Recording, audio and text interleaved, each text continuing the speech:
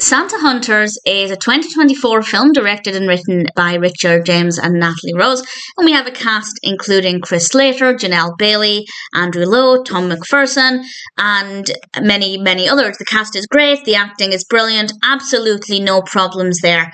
I wasn't sure if I was going to like this because I don't like mockumentaries. But honestly, it's not bad. I wouldn't say I loved it, purely down to personal preference, but I do actually think it's pretty well written.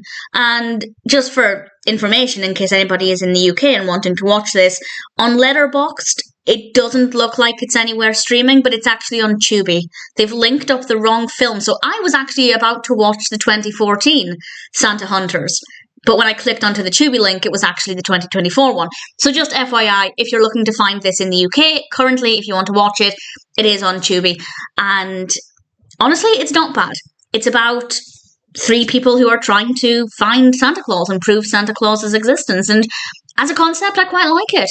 I think I would have preferred it if it hadn't been a mockumentary. That's purely down to personal preference.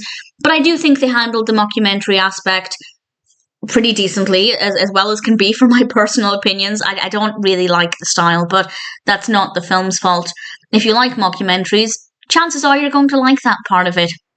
And obviously the big question is, will they find Santa? I'm not going to say what happens, obviously, I don't want to give it away, but I will say it's a well-written narrative that's not predictable. There are several things that happen in this that I really hadn't expected, and that meant it was really quite engaging, and I was keen to see what would happen next because I had absolutely no idea where they were going with this, and I really enjoy that. I always enjoy films that are not completely predictable because it just makes them a little bit more entertaining. So we have some good performances, some well-written characters. I didn't really connect with any of the characters. There's not any one character I liked more than the others, but they're all absolutely fine. The mockumentary style does work well. I just don't personally care for it. And the narrative itself was well written, great pacing. We have a strong festive atmosphere. It's not completely in your face, but obviously we do have a lot of Christmas decorations and Christmas colours, and it definitely feels like a festive film. So I'm happy with it.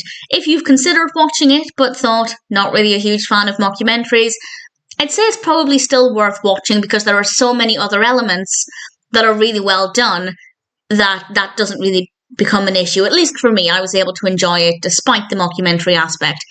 If you like mockumentaries, then there's a strong chance you're going to like this.